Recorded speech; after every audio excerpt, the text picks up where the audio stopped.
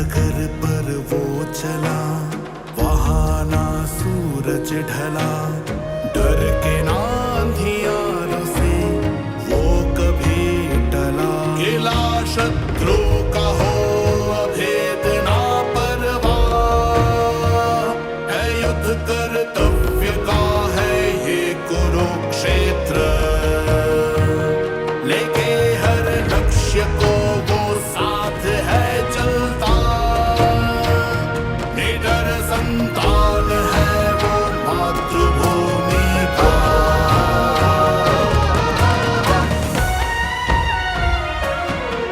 इस देश की उत्थान की वो नींव रखता हर डगर, इतिहास हाँ इतिहास वो इतिहास रचता हर पहर।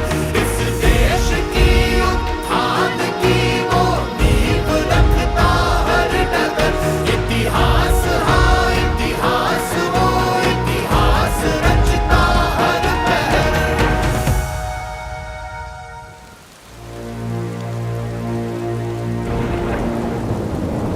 साथियों, एक परिवार को चलाने के लिए अनेकों अनेक कष्ट उठाने पड़ते हैं।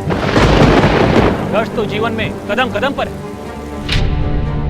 अत्र तत्र सर्वत्र हमेशा हिंदू हिंदू एक मंत्र।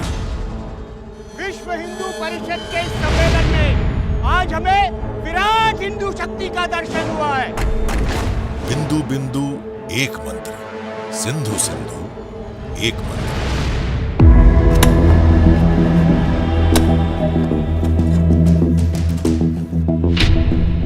ये मंत्र है मोती जैसा, अंधकार में ज्योति जैसा।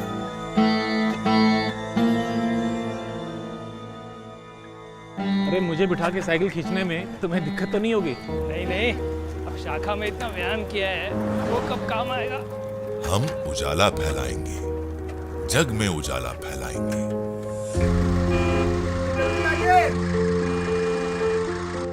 कोई शत्रु नहीं, सब है मित्र, हो अपना ऐसा चरित्र।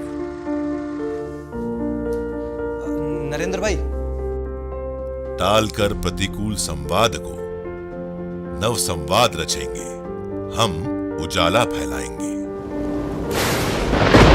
भारत माता की, भारत माता की, वंदे मातरम, वंदे मातरम।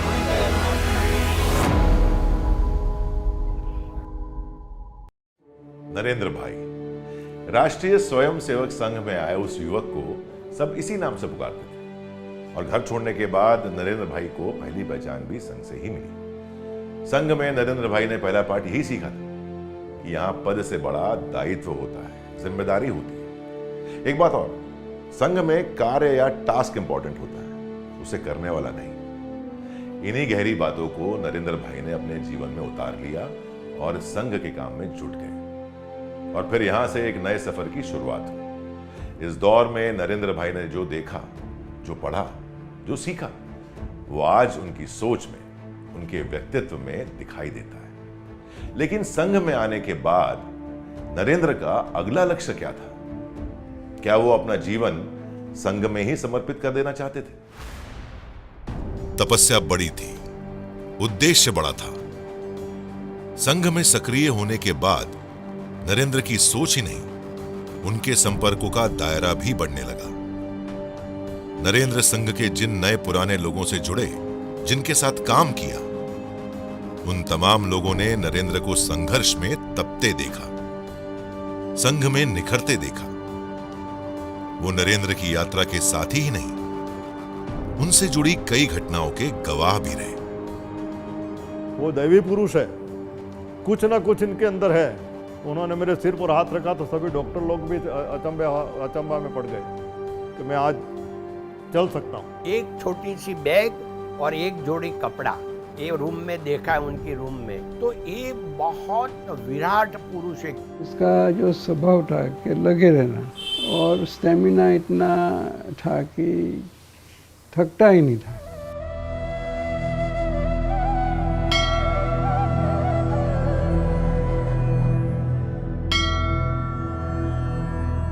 साल 1972 की बात है। नरेंद्र अहमदाबाद के श्री जगन्नाथ मंदिर के करीब एक मकान में रहने लगे। संघ और विश्व हिंदू परिषद के कुछ कार्यकर्ता भी उनके साथ थे। उन्हीं दिनों में श्री जगन्नाथ मंदिर की सेवा में जुटे महेंद्र नाथ झा का परिचय नरेंद्र से हुआ। 72 के साल में जब मैं पहली बार आया था तब नरेंद्र भाई से मेरी मुलाकात हुई थी। उसके बाद जब मैं 74 में आया, यहाँ रेगुलर रहने लगा, तब तो नरेंद्र भाई यहाँ पर रेगुलर रहते थे। और रेगुलर रहने के संपर्क में आने का कारण था कि सभी को यहाँ पर नियम था कि सुबह में 4 बजे मंगला आरती में जो भी यहाँ रहते हैं साधु संत से लेकर के विद्यार्थी तक सबको सम्मिलित होना है। तो मैं यहाँ पर आता था और वो भी मंगला आरती में आते थे। नरेंद्र भाई रुकिए जरा, मैं भी आपके साथ चल रहा हूँ। अरे जल्दी करो भाई, मंगल आरती का समय हो गया है। बस मैं अभी आया।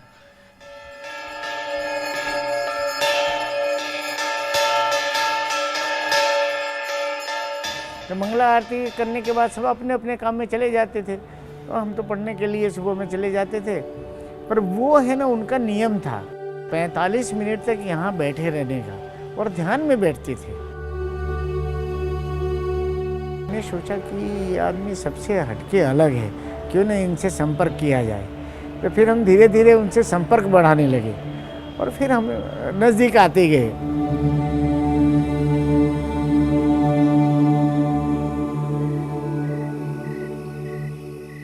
यहाँ पर जो संत निवास है वहाँ पर एक नीम का वृक्ष था। तो वहीं पर शाम को है ना, रात के 9 बजे वहाँ पर आरएसएस का शिविर लगता था। शिक्षा, सफाई और स्वास्थ्य, इन तीनों से हमें लोगों को जागरूक करना होगा, खास करके गांव वाले इलाकों में। नरेंद्र भाई, लेकिन ये कार्यक्रम बड़ा है और हमारी संख्या भी कम है। समस्या है तो समाधान भी है। हम ज्यादा काम करेंगे, साथ ही हमें अपने संघ में और नए लोगों को भी जोड़ना होगा ताकि काम और तेजी से चले। शाम के समय हम कॉलेज से जब आते थे तो रास्ता हमारा वहीं था। तो हम साबरमती नदी में स्वच्छ पानी हुआ करता था, तो उसमें टहलने के लिए जाते थे। लौटते टाइम पे देखते थे कहीं वो देख तो नहीं रहे वहां से। अरे महेंद्र भाई, कहाँ चल दिए? अरे इधर आ जाओ। केम छो? की नज़र तो इतनी तेज होती थी कि देख ही लेते थे। कोई बात नहीं, अभी जाइए, पर रात के 9 बजे एकदम परफेक्ट आ जाना है। नरेंद्र भाई, हमें सूचना दी गई है कि कल कुछ कार्यकर्ता हमारे यहाँ आने वाले हैं। ये तो अच्छी बात है। तो एक बार क्या हुआ, 10-12 आरएसएस के कार्यकर्ता लोग आ गए। अब उस समय इतनी उनकी आर्थिक परिस्थिति ऐसी नहीं थी कि भाई सबको चाय नाश्ता करवाया जाए। लेकिन क्या? हमें उन सबके भोजन का प्रबंध करना होगा और हमारे पास खुद भोजन की समस्या है। ऐसे में हम उनके भोजन का प्रबंध कैसे करेंगे?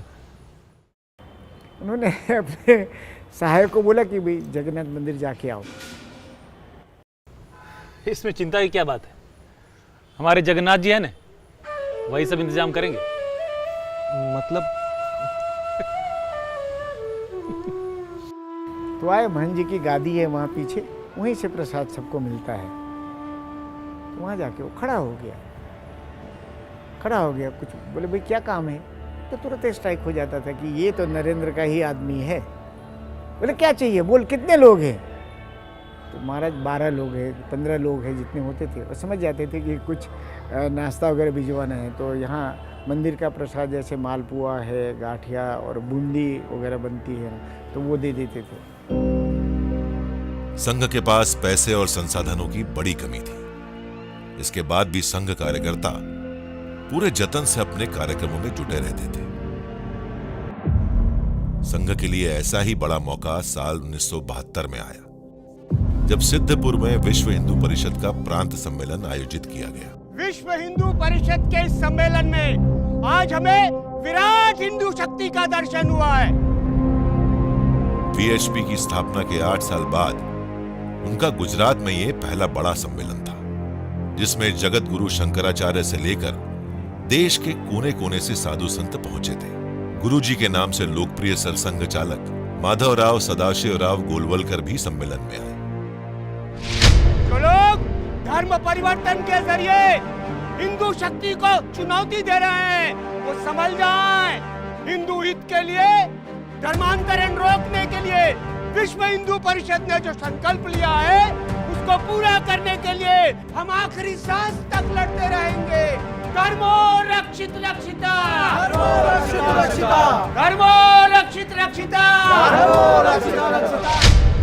विश्व हिंदू परिषद के सिद्धपुर सम्मेलन में 25,000 से भी ज्यादा लोग पहुंचे थे। इसके पीछे लक्ष्मण माधव राव इनामदार यानी वकील साहब का अथक प्रयास था और सम्मेलन को सफल बनाने में नरेंद्र ने बड़ी भूमिका निभाई। वकील साहब ने सम्मेलन में आए लोगों के खाने पीने और खर्च के हिसाब की बड़ी जिम्मेदारी नरेंद्र को दी थी। संघ प्रचारक लालजी भाई पटेल पहली बार नरेंद्र से वीएचपी के सिद्धपुर सम्मेलन में ही मिले थे। हमारी दोनों की मुलाकात हुई 1972 जब सिद्धपुर में विश्व हिंदू परिषद का प्रदेश अधिवेशन था। उसमें वो जो हिसाब विभाग था वो देखते थे। ऐसे वो हिसाब में बड़े बड़े जिसको कहते हैं होशियार है, तो उन्होंने वो हिसाब का काम पूरा किया। इसके कारण मेरा इनका संपर्क आया। नरेंद्र भाई, राशन और कुछ खर्चों के लिए पैसों की दरकार है। वकील साहब ने कहा कि आपसे रुपए ले लूं। रुपए चाहिए? जी ठीक है, आइए मेरे साथ। चलिए। आइए आइए।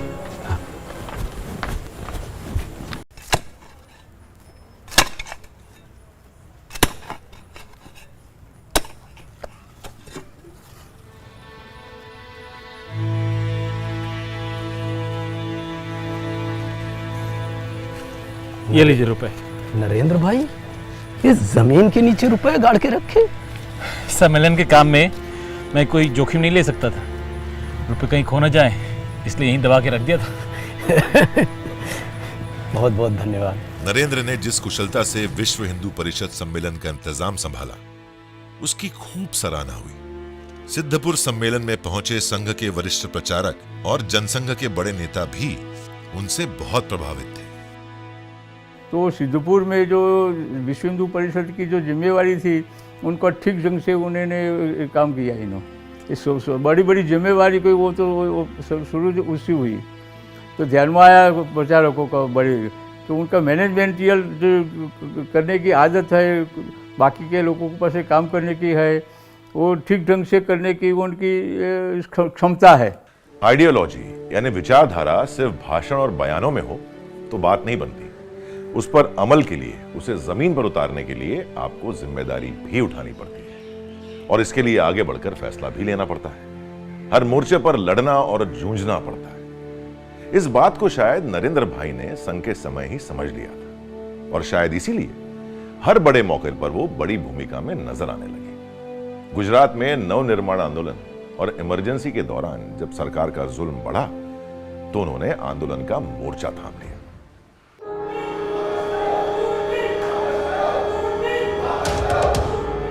साल 1974 में गुजरात में चिमन भाई पटेल सरकार के खिलाफ बड़ा आंदोलन शुरू हो गया। इसकी शुरुआत छात्रों ने की, जो सरकारी कॉलेज के मेस शुल्क में 40% बढ़ोतरी से गुस्से में थे।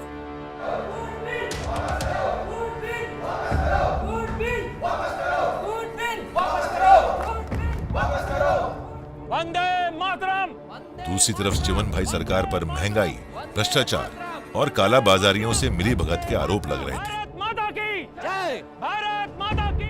सरकार के खिलाफ विरोध प्रदर्शन में संघ और उससे जुड़े कई संगठन सड़कों पर उतर आए।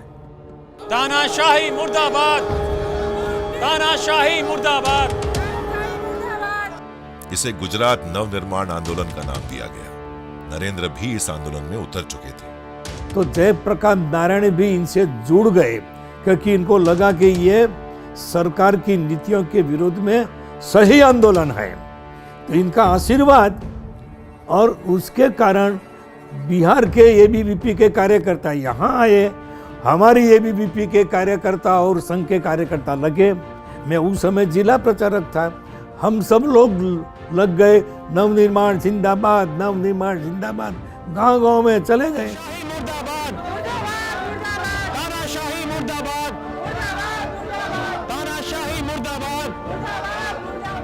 इंदिरा गांधी उस समय प्रधानमंत्री थी और चिमनभाई पटेल से नाराज भी थी, तो जल्दी से इनका इस्तीफा हो गया और उसके बाद यहाँ सरकार जो आई वो कांग्रेस की सरकार नहीं आई, वो संस्था कांग्रेस और जनसंघ से मिली भगत जनता मोर्चा की सरकार आई।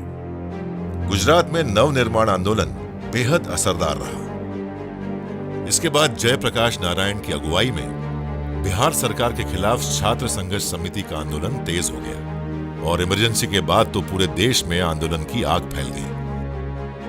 भाइयों और बहनों, राष्ट्रपति जी ने आपातकाल की घोषणा की है। इससे आतंकित होने का कोई कारण नहीं। इमरजेंसी की कहानी ये है, तो एक शाम को नरेंद्र भी आए, वहाँ शाम की ट्रेन जाती है वहाँ से कड़ी रेलवे स्टेशन से मेरा घर ढूंढते ढूंढते घर पर आए और रात हम लोग साथ में रहे। आया, खाना बना खाया और बोले कि मुझे सुबह में तो महसाना जाना है। मैंने बोला अच्छा, मैं स्टेशन पर आपको छोड़ दूंगा सुबह में। फिर बड़ी सुबह में रेलवे स्टेशन गए, उनको महसाना छोड़ दिया। इमरजेंसी के दौरान नरेंद्र ने कई दफा अपना नाम और भेष बदला, कई ठिकाने बदले ताकि पुलिस से बचकर वो आंदोलनकारियों को मदद पहुंचाए।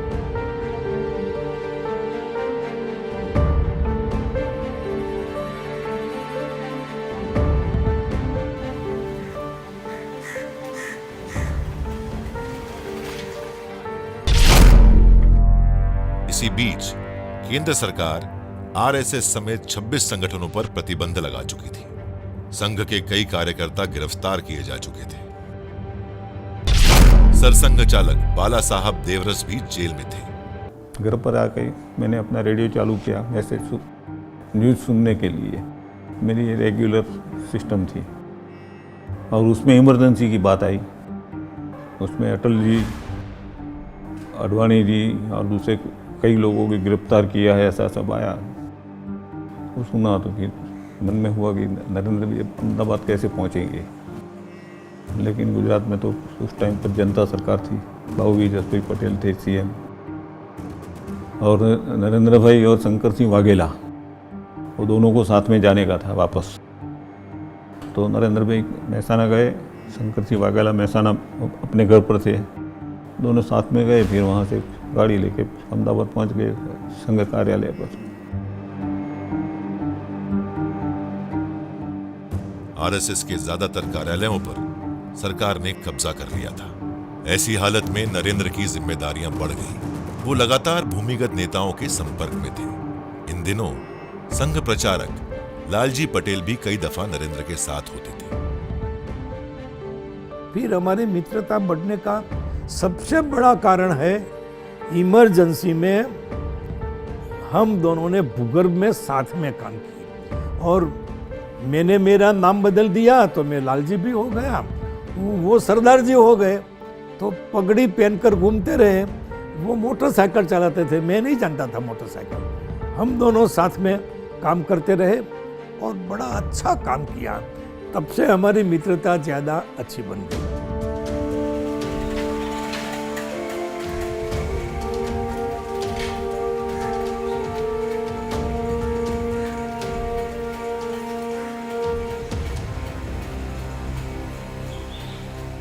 मेरे घर पर एक वक्त पे आए थे इमरजेंसी में।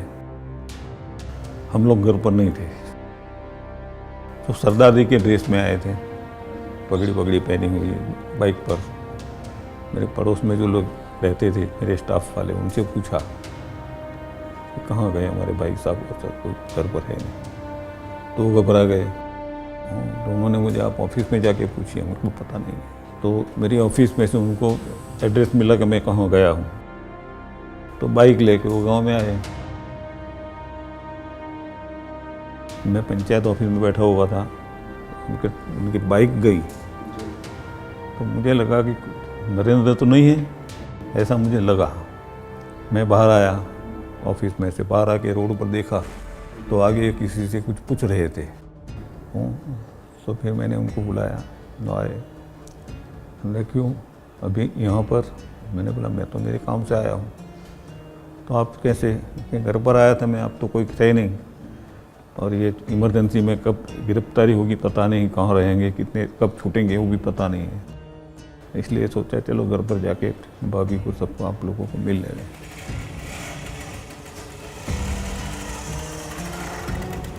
हम लोग अहमदाबाद सिटी में भी कार्यकर्ताओं की मीटिंग लेते थे, तो उस समय वो सरदार जी के रूप में आते थे। कोई नहीं जानता था कि कौन है।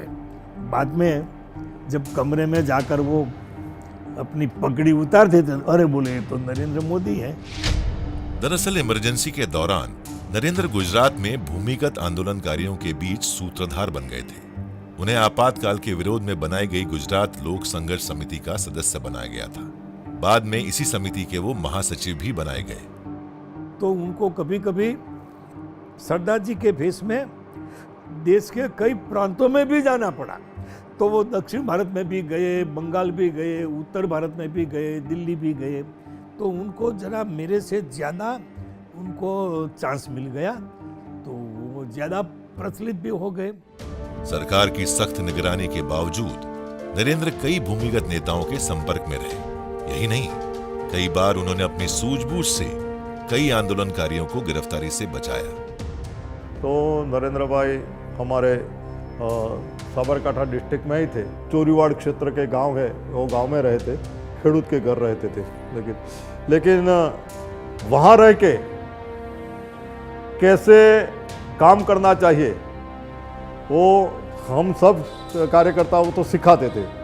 और जो हमारा पेपर आता था संघ का, वो न्यूज़पेपर कैसे प्रेस में छपे, कैसे कार्यकर्ताओं के घर पहुंचे, वो काम करते थे। इस वक्त नरेंद्र पुलिस प्रशासन की हिट लिस्ट में थे। भूगर्भ में बहुत अच्छा काम किया उन्होंने, बहुत अच्छा काम किया। और जो सीनियर कार्यकर्ता जेल में थे उनकी खबर अंतर भी वो रखते थे कि जेल में उनको तकलीफ नहीं होती है, उनके खाना बाना कैसे जाता है, खाना नहीं जाता है तो संघ के कार्यकर्ता के घर से खाना उनको पहुंचा जाता था। वो सभी चिंता वो करते थे। आपातकाल के दौरान सरकारी जुल्म और संघर्ष के न जाने कितने किस्से। कई आंदोलनकारियों ने तो गुमनामी में रहकर लड़ाई लड़ी। वहीं इमरजेंसी के दौरान नरेंद्र ने जिस तरह से तमाम जोखिमों के बीच काम किया, उससे यह भरोसा तो और पक्का हो गया कि वो मुश्किल से मुश्किल हालात में भी अपनी भूमिका से पीछे नहीं हटते। साल 1978 में नरेंद्र भाई को संघ का विभाग प्रचारक बनाया गया। इसके बाद साल दर साल उनकी जिम्मेदारी बढ़ती गई। इस दौर में नरेंद्र में एक असाधारण क्षमता वाले राजनेता की झलक दिखाई देने लगी थी। अशोक भाई मेहता, गिरीश शर्मा, लाल भाई बाना भाई पटेल, नाटू भाई धाबी, अतुल भाई दीक्षित, डॉक्टर केडी जेसवानी, अक्षय गजानन मोहिले, नवीन भाई सेठ, महेंद्र नाथ झा, लालजी भाई पटेल जैसे संघ से जुड़े ऐसे कई लोग हैं जिन्होंने नरेंद्र भाई के साथ बरसों काम किया। इन्होंने नरेंद्र भाई की सोच, उनके जुनून और उनके काम करने के तरीके को करीब से देखा है। एक बार शाखा में गए और सभी स्वयंसेवक का परिचय किया, फिर वो स्वयंसेवक कहाँ भी मिले उसको तो नाम से बुलाते, आओ लाल भाई, भूलते नहीं कुछ। वैसे अपने सरल लगते, लेकिन उनका प्रभाव जब उनके परिचय में आए जाए तो उनको कभी छोड़ने वाला नहीं है, ऐसा उनका प्रभाव था।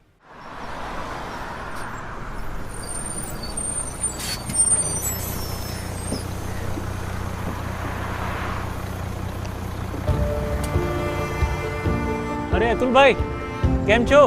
मजामा नरेंद्र भाई, आइए आगे समय से। हाँ जी आइए। जब आते थे वहाँ उस समय तो मोबाइल वगैरह नहीं था, वो लोकल फ़ोन था।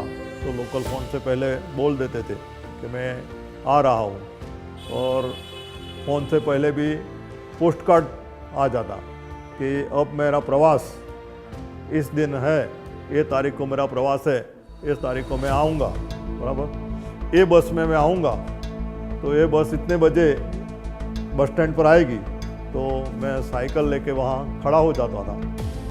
बस में से उतरे तो वो साइकिल पर पीछे कैरियर पर बैठ जाते थे। मोड़ लेता हूँ, चलिए बैठिए, चलो।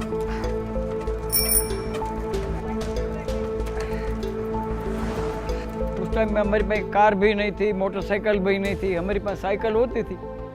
तो जो कार्यक्रम बस स्टैंड से उतरते थे तो फिर जहाँ जहाँ घूमने के लिए जाना पड़ता था तो हम साइकिल चलाते, उनके पीछे नरेंद्र भाई बैठते थे।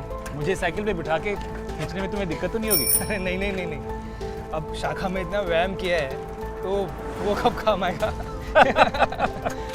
अच्छा किया तुम आ गए। अब आप आने वाले थे तो आना तो था ही। और शाखा में कैसा चल रहा है सब? बढ़िया चल रहा है। संघ के काम में जुटे नरेंद्र ने कमोवेश गुजरात का हर इलाका छान मारा। थैली में 2 जोड़ी कपड़े और कुछ किताबों के अलावा उनके पास कुछ नहीं होता था। अलग अलग इलाकों में दौरे के लिए उनके पास कोई गाड़ी भी नहीं थी। बस साइकिल जैसी सवारियों से ही दूर दराज के इलाकों में जाना होता था।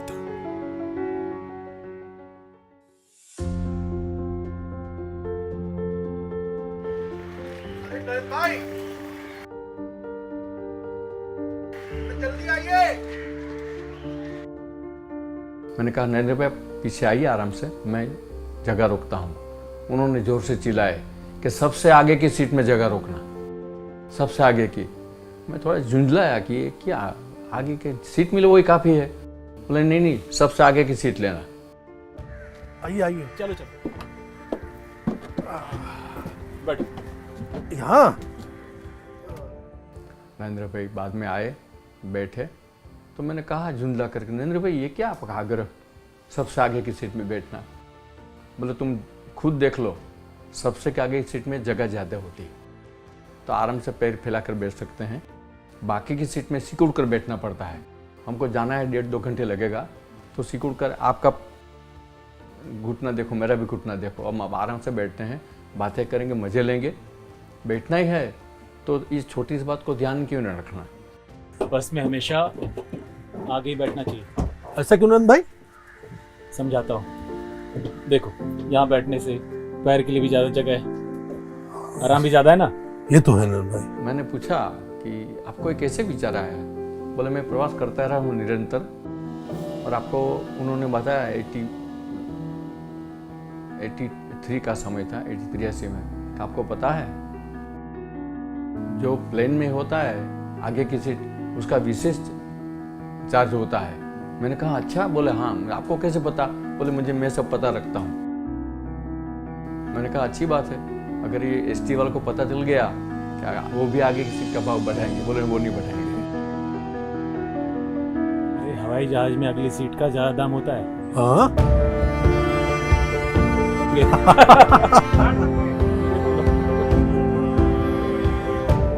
नरेंद्र जिनसे मिले उन्हें अपना बना लिया। परिवार के सदस्य की तरह उनका हाल चाल लेते रहना, उनके सुख दुख में शामिल होना, उनकी मदद के लिए हमेशा तैयार रहना, ये नरेंद्र का सहज स्वभाव बन चुका था।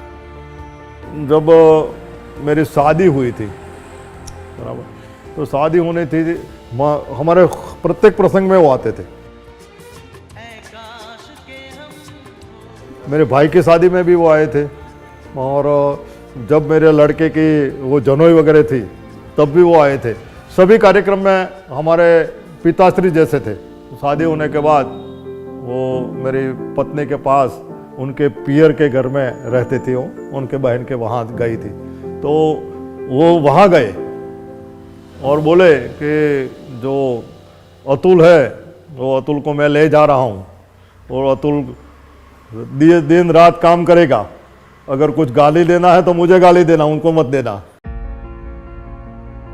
लोगों तक संघ की बात कैसे पहुंचे, उन्हें समाज और देश हित के मुद्दों से कैसे जोड़ा जाए, नरेंद्र इसके लिए बड़े कार्यक्रम का आयोजन करते थे। मैं एक सामान्य स्वयंसेवक था और कारपेंटरी का काम कर रहा था। मेरे घर के सामने नगर कार्य भगवान भाई पाठक का घर था, वहाँ नरेंद्र भाई आते थे, उनका निवास स्थान रहता था मेरे घर के सामने बराबर। हम खिड़की में खड़े होकर के ऊपर के मंजिले पर आमने सामने बात करते थे। हमारे विभाग प्रचारक थे, तहसील केंद्र में भी उनका बार बार प्रवास होता था। हमारी अच्छी शाखा थी और व्यक्तिगत हमको मिलने घर पे भी आते थे संपर्क के लिए, तो हमारे घर पे भी आए हैं। और मैं जब प्रचारक निकला 82 में, तभी भी वो हमारे विभाग प्रचारक थे और मुझे लेने वही आए थे कि आप चलो, संघ के काम में आपको लगना है। उनकी सभाओं में भीड़ जुटने लगी थी। साथियों, एक परिवार को चलाने के लिए अनेकों अनेक कष्ट उठाने पड़ते हैं। संघर्ष तो जीवन में कदम कदम पर है। हर एक स्वयंसेवक को इन संघर्षों के लिए निरंतर तैयार रहना होगा। और उनके ओजस्वी भाषण का सम्मोहन ऐसा था कि लोग हटने का नाम नहीं लेते। नरेंद्र भाई जैसे बौद्धिक प्रारंभ किया कि तुरंत वर्षा रानी का आगमन हो गया। हम सबके अंदर एक गर्व की भावना हो। मुझे अपने स्वयंसेवक होने पर गर्व है।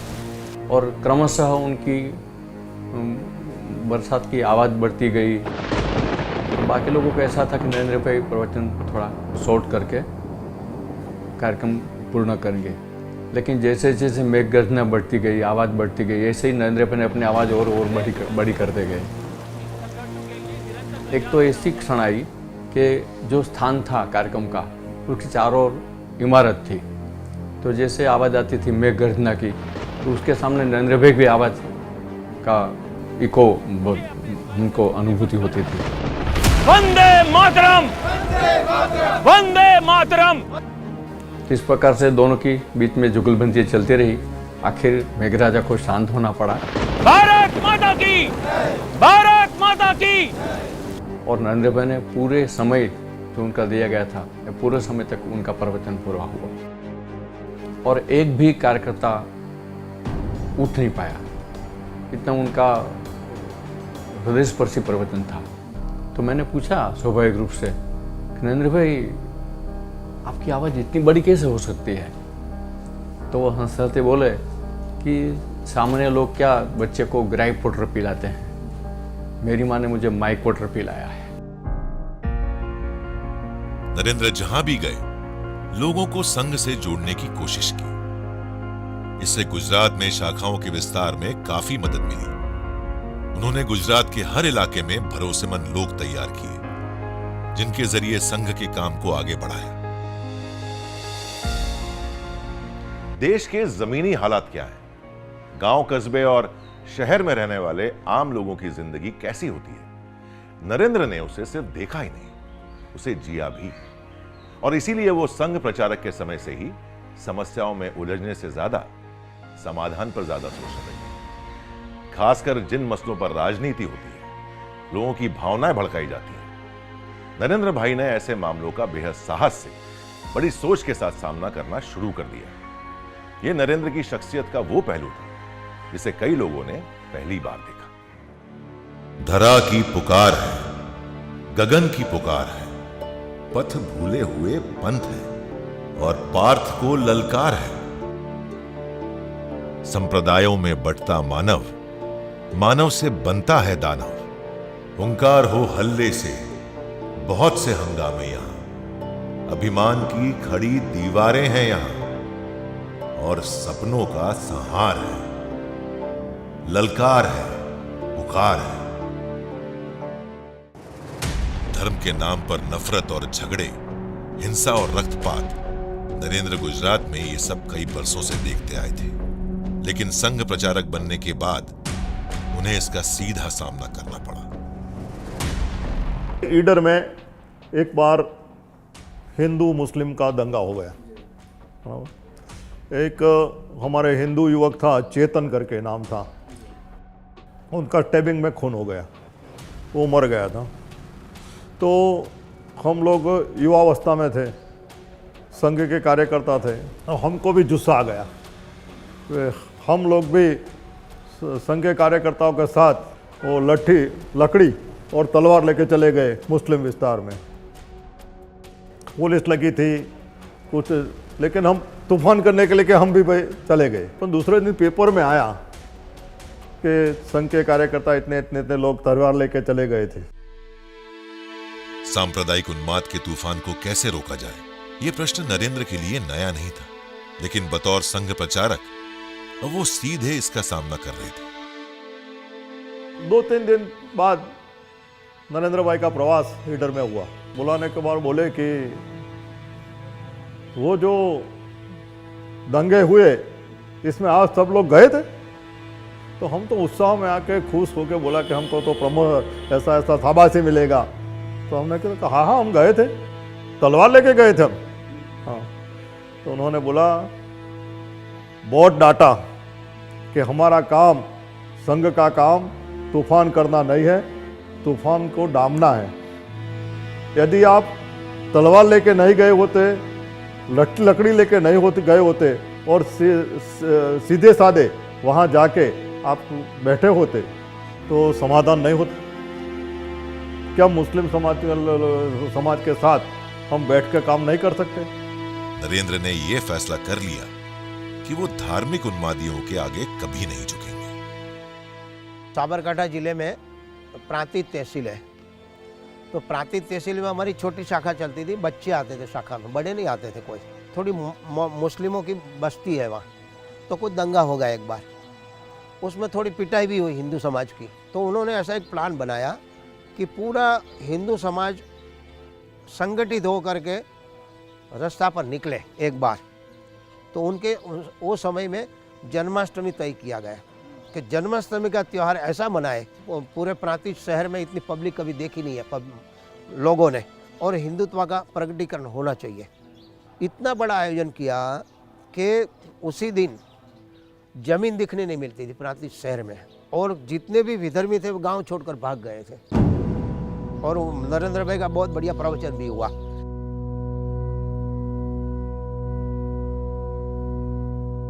साल 1985 में अहमदाबाद एक बार फिर अचानक सांप्रदायिक तनाव से घिर गया। शहर में कर्फ्यू लगा था और इन सब के बीच इस बात को लेकर बड़ी चिंता थी कि अहमदाबाद के प्रसिद्ध जगन्नाथ मंदिर से रथ यात्रा कैसे निकलेगी। तो रथ यात्रा में सरकार की परमिशन के लिए सारी गुजारिश की गई। सरकार ने मना कर दिया कि ये रथ यात्रा निकली और राइट्स होगा तो कौन संभालेगा, कितने लोग मर जाएंगे। एक बार तो लगा कि रथ यात्रा का निकलना नामुमकिन है, लेकिन दुख और हताशा के बीच नरेंद्र विश्वास से भरे थे। पर प्लानिंग तो नरेंद्र भाई ने की थी, जबरदस्त प्लानिंग की थी। प्लानिंग करके रखा था उन्होंने कि अगर थोड़ा सा भी चांस मिला तो रथ यात्रा तो निकलेगी। फिर किसी पुलिस अधिकारी ने कहा कि भाई टीयर गैस छोड़ो, तो जितने भी वहाँ पुलिसकर्मी थे सबने मना कर दिया। नौकरी छोड़ना पसंद है, भगवान पे टीयर गैस नहीं छोड़ेंगे। अब वो तो रथ वहाँ तक पहुँच गया था। फिर पूरी नरेंद्र भाई की टीम क्या, और उसमें आम पब्लिक भी, लोगों का इतना सेंटीमेंट था, ऐसा जुड़ा। वो रथ तो खींच के चले तो पूरा रथ निकल गया और पूरे परिक्रमा जैसा होता है 18 किलोमीटर का पूरी परिक्रमा करके आए। उनकी योजना के मुताबिक रथ यात्रा समय पर निकली और जय जगन्नाथ के गगनभेदी जयकारों के साथ निकली।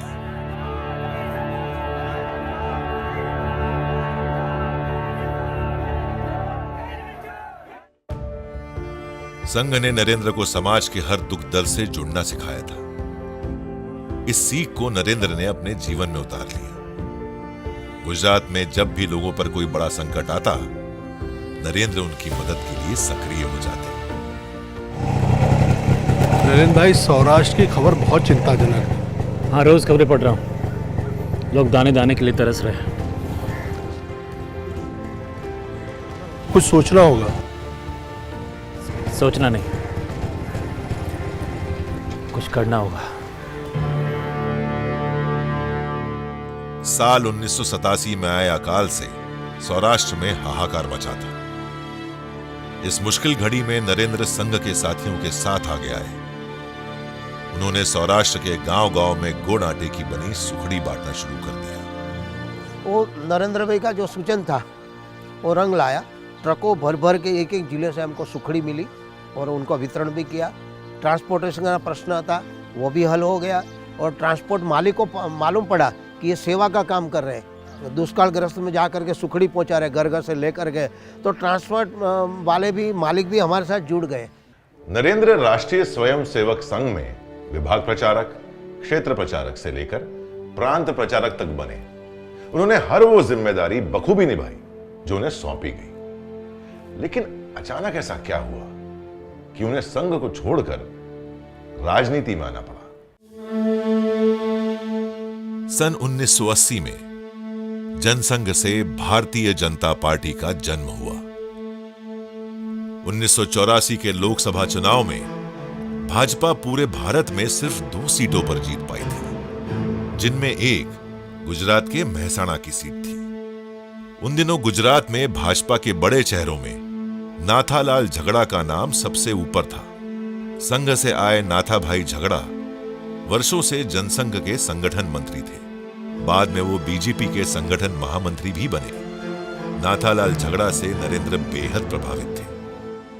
नाथालाल झगड़ा ने जितना काम किया है जनसंघ में, जितना दोहरा किया है, कभी बैठा ही नहीं था। हरदम कहीं न कहीं जाता था और आता था तो मेरे घर पर ही ठहरता था। और नरेंद्र मोदी भी जब महामंत्री बने तो मेरे घर पर ही ठहरता था। नाथा जी जो थे हमारे भारतीय जनसंघ के संगठन मंत्री थे। इस तरह संगठन मंत्री और संघ दोनों साथ में काम किया करते थे, इसलिए वहाँ से फिर नाथा भाई के साथ उनकी मुलाकात हुई और इस तरह संघ में इस तरह प्रचारक तरीके संघ से वो अखे गुजरात में फिरते रहे और पूरे भारत में घूमते रहे। इसी तरह उन्होंने अपना जीवन इस तरह पूरा किया है। जनसंघ के नेता नाथालाल झगड़ा हो या फिर गुजरात में संघ के पुरोधा वकील साहब, इनके सानिध्य में रहकर जो सीखा वो नरेंद्र की बड़ी पूंजी थी और आने वाले वक्त में इसी ने एक नई और बड़ी जिम्मेदारी के लिए रास्ता तैयार कर दिया।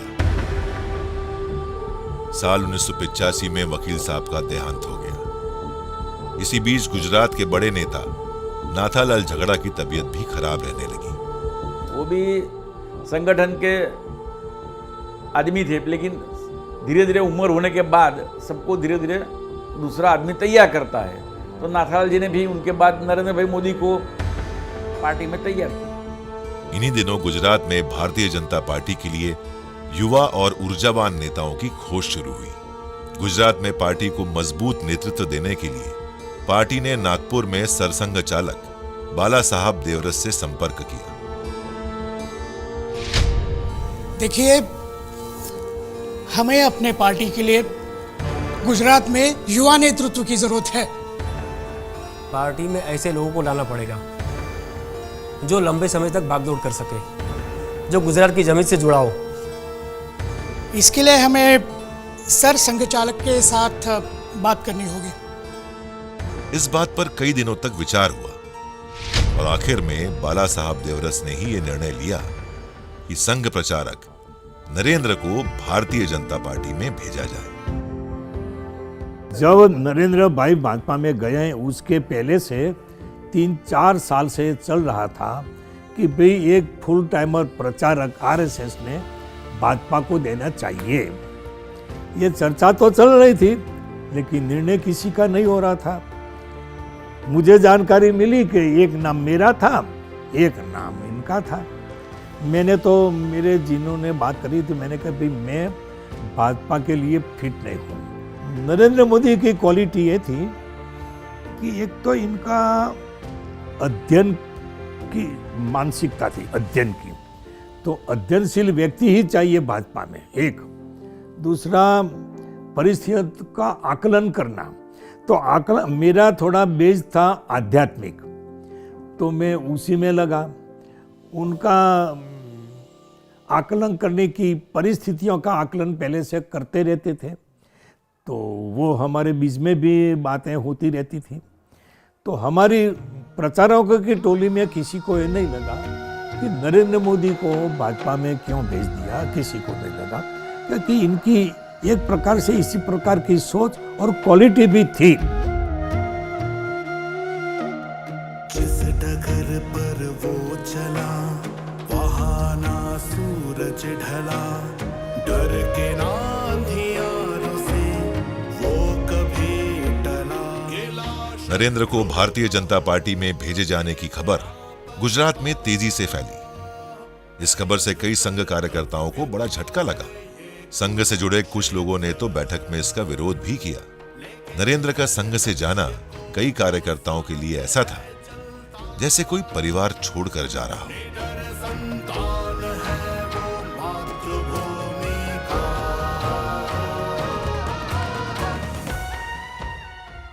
संघ की मीटिंग हुई और संघ की मीटिंग में नरेंद्र भाई को बीजेपी का दायित्व सौंपा गया। तो हम लोग, मैं तो युवावस्था का था और मैंने सोचा कि हमारे प्रचारक बीजेपी में क्यों जाए, तो हमने विरोध भी किया था कि नरेंद्र भाई को बीजेपी में क्यों ले जाते हो, हमारे प्रचारक बीजेपी में नहीं जाएंगे, बीजेपी राजकीय क्षेत्र है, हमारा कोई लेना देना इसमें नहीं है। बात नरेंद्र भाई को मालूम हुआ तो नरेंद्र भाई ने बोलाया कि वो हमारा संघ का एक है कि संघ के जो प्रचारक का दायित्व जो होता है, उनको जो सौंपा जाता है वही करना पड़ता है, इसलिए मुझे बीजेपी का दायित्व सौंपा है तो मैं बीजेपी में काम करूंगा। संघ के युवा प्रचारक नरेंद्र अब राजनीति की राह पर आगे बढ़ने वाले थे। वो संघ के आदेश मानने को बाध्य थे या फिर वो यही चाहते थे? क्या नरेंद्र की इच्छा राजनीति में आने की थी? उन दिनों नरेंद्र के साथ रहे धर्मेश शाह जैसे कार्यकर्ताओं का जोर था उन्हें संघ छोड़कर भारतीय जनता पार्टी में आना चाहिए। उस टाइम पे मैंने बताया था कि आपको जो आरएसएस का प्रचारक का हुद्दा है वो छोड़ के आपको राजकारण में आना चाहिए और अच्छी भूमिका अदा करनी चाहिए, इतना बताया था मैंने। उनकी संगठन ताकत इतनी काबिलियत थी और याददाश्त भी इतनी काबिलियत थी कि ऐसा आदमी मिलना असंभव था। और उनके साथ बातचीत से मैं भी बड़ा प्रभावित हो गया था, तो मेरे को भी लगा कि उसको राजकारण में जाना चाहिए। साल 1986 में नरेंद्र संघ से सियासत में आ गए। आगे की राह बहुत कठिन थी, जहां राजनीति के घात प्रतिघात, पार्टी के अंदर और बाहर की दांवपेच, सत्ता की लड़ाई। नरेंद्र के लिए सब कुछ बिल्कुल नया था, लेकिन संघ के अनुशासन में पले बड़े नरेंद्र ने सियासत का हर समीकरण बदल कर रख दिया। भारतीय जनता पार्टी में नरेंद्र मोदी की एंट्री के बाद गुजरात की राजनीति का नया चैप्टर खुल गया। इस दौर में नरेंद्र ने पॉलिटिक्स का पेचीदा पाठ कैसे सीखा, कैसे नरेंद्र ने गुजरात से लेकर देश के दूसरे राज्यों में पार्टी की पैंठ बढ़ाई, किस तरह उन्होंने संघ की सीख को सियासत में आजमाया और कैसे गुजरात के मुख्यमंत्री की कुर्सी तक पहुंचे। ये पूरी कहानी अगले हफ्ते जारी है। नरेंद्र भाई, नमस्कार।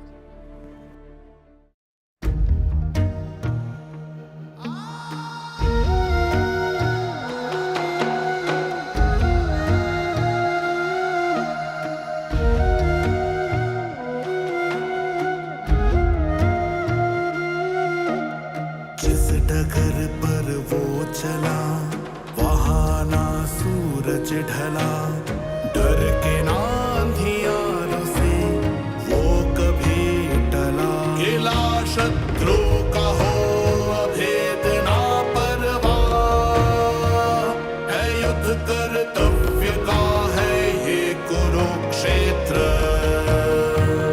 लेके हर लक्ष्य को वो साथ है चलता,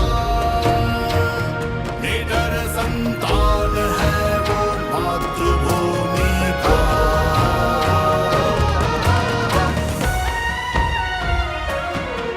इस देश की उत्थान की वो नींव रखता हर डगर। इतिहास हाँ इतिहास, वो इतिहास रचता हर पहर। इस देश की उत्थान की वो नींव रखता हर डगर। इतिहास हाँ इतिहास, वो इतिहास रचता हर पहर।